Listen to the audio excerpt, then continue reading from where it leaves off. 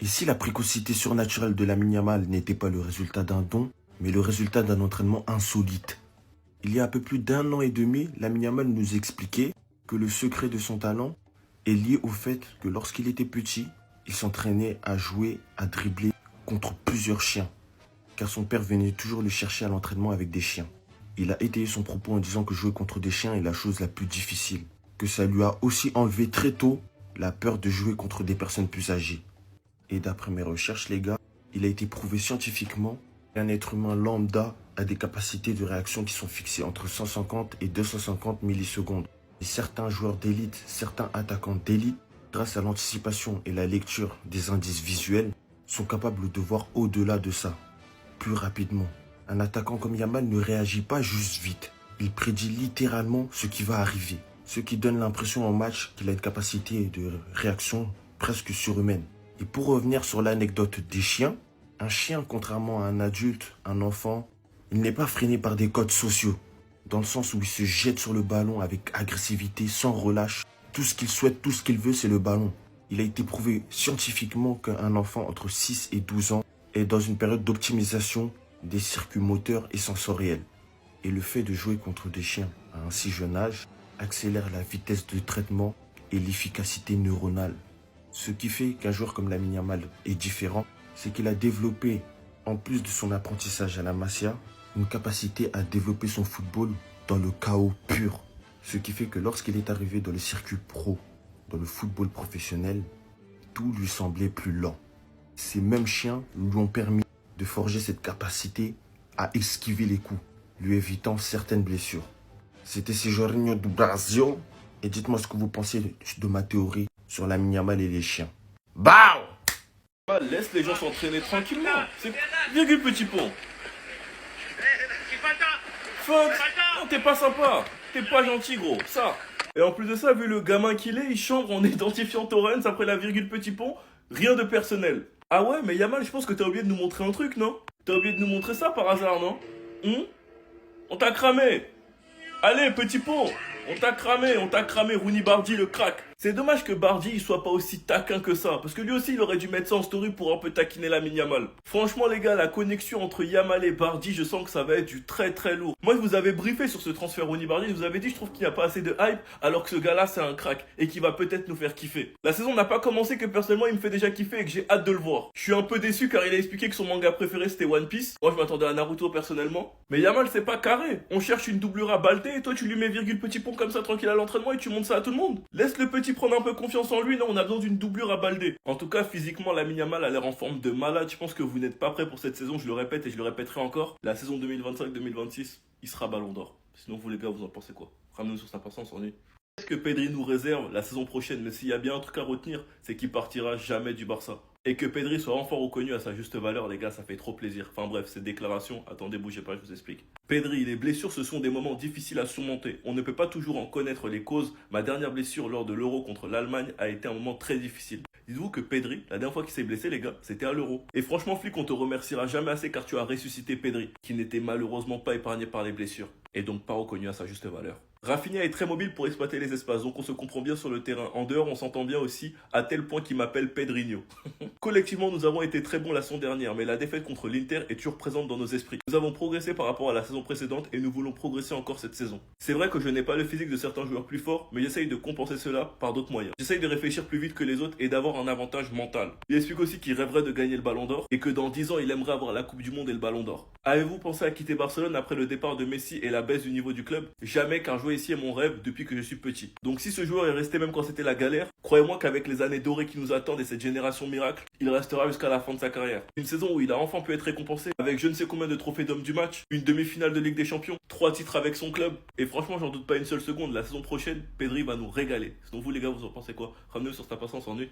Les gars, je pense que c'est bon, nous sommes enfin au bout du tunnel. Franchement, ce qui se passe en ce moment, c'est clownesque. Ter Stegen a finalement accepté de signer, le Barça lui a donc rendu son brassard. Enfin bref, attendez, bougez pas, je vous explique. Ter Stegen a signé l'autorisation médicale, un communiqué officiel du club. Le Barça précise que Ter Stegen récupère le rôle de premier capitaine et ferme l'enquête disciplinaire qui a été ouverte. Pour ceux qui n'ont pas suivi, Ter Stegen avait refusé de signer le rapport médical, donc le Barça a ouvert une enquête disciplinaire envers lui. et a donc retiré provisoirement son brassard de capitaine et l'a donc donné au capitaine numéro 2 qui était Araujo. Hier, ils avaient commencé à sortir un numéro, ils ont donc donné le 5 à Cubarsí qui était celui d'Inigo Martinez. Et Ter Stegen qui de base a le numéro 1, il n'en avait pas. Ter Stegen a fait un pas en avant avec ce message en acceptant de collaborer avec la direction. Et le Barça lui a donc rendu son brassard de capitaine et il devrait sûrement faire son discours dimanche au Gamper. Car il est redevenu le capitaine numéro 1, logiquement. Franchement les gars, on va pas se mentir, le Barça c'est mettre Netflix. Chaque été on doit divertir toute l'Europe durant nos mercatos avec nos clims, nos soucis d'enregistrement. Maintenant les embrouilles entre les joueurs et la direction, des embrouilles entre coéquipiers. Pour l'instant on n'a pas de stade, on sait pas si on va jouer au Camp Nou ou je ne sais où.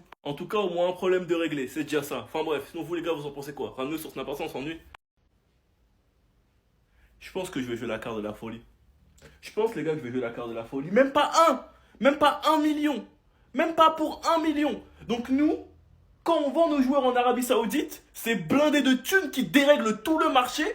On touche même pas 1 million. Même pas 500 000. On touche rien du tout. C'est pas possible. C'est pas possible.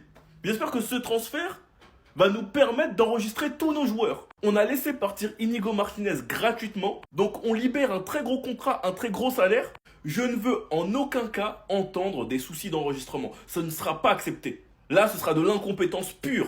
Comme je vous l'ai expliqué dans une vidéo que j'ai supprimée, Inigo Martinez part la tête haute. Inigo Martinez part comme un héros en ayant remporté 3 titres. Quand tu sais comment il est arrivé, on n'arrivait pas à comprendre sous Xavi. Et on ne comprenait même pas pourquoi Flick l'a gardé. Finalement, regardez ce qu'il a fait cette saison. On a compris, il est tout simplement trop fort. Il se fait vieux, il prend de l'âge, aucune garantie qu'il répète la même saison. Il peut ne pas être épargné par les blessures, c'est vrai. Sachant que je vous avais prévenu, un des défenseurs devait partir. Et c'est donc Inigo, donc Christensen restera. Donc il y en a qui seront heureux. Mais en dev central, ça veut dire qu'on va faire toute la saison avec Araujo, Cubarsí, Christensen, Koundé, Eric Garcia, Gérard Martin. Hansi Flick, j'espère que tu sais faire des miracles. Sinon vous les gars, vous en pensez quoi? Ramenez sur Snap, on s'ennuie.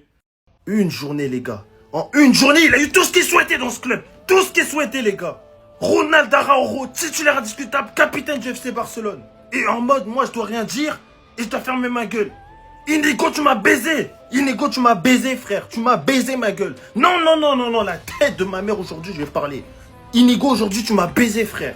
Ok, va prendre ta quicheta. Dans le bon, va prendre ta quicheta. Va prendre ta quicheta.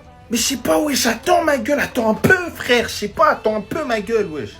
Une seule journée, les gars. Ronald Araujo, à l'heure où on parle, il est capitaine du FC Barcelone, titulaire indiscutable. Et en mode, il maîtrise toujours pas le PSG hors jeu. Il maîtrise toujours pas le PSG hors jeu, frère. Ça veut dire, moi, c'est simple. Ça va être très simple. Pour commencer, ça sert à rien de m'identifier sur des performances contre Retafe, contre Girona. Je vais tous vous sentir. Mais vas-y, calme. Vas-y, calme. Je dois respecter ma communauté. Vas-y, calme. Moi, Ronald Araujo, là, il est titulaire indiscutable, tout, hein.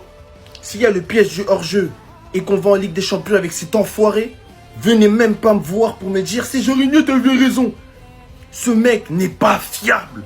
Il n'est pas fiable. Vous vous basez sur son prime qui a eu lieu en 2022, une époque où on jouait la Ligue Europa. Putain. Et de toute façon, je mets trop le cœur dans cette merde, moi. Allez, ça y est, je coupe tout, frère. Je dois partir en vacances. Allez, ça y est. Lewandowski sera donc absent 3 semaines. Franchement les gars, je suis dégoûté pour lui. Il devrait louper les 3 premiers matchs de Liga. Il va donc prendre un peu de retard pour le Pichichi parce que j'aimerais bien qu'il gagne le Pichichi pour sa dernière saison, les gars. En 3 matchs, il peut se passer beaucoup de choses. Peut-être que Flick aura trouvé la solution magique. Il peut être Marcus Rashford en 9. Rashford est en train de monter en puissance. On le voit à l'entraînement, ça fait 2 fois qu'il est dans l'équipe gagnante. Composée de qui? Rashford, Rafinha, Lamine Yamal. Donc vous avez compris. Rafinha à gauche, Lamine Yamal à droite, Rashford en pointe. Et derrière, Fermin Lopez.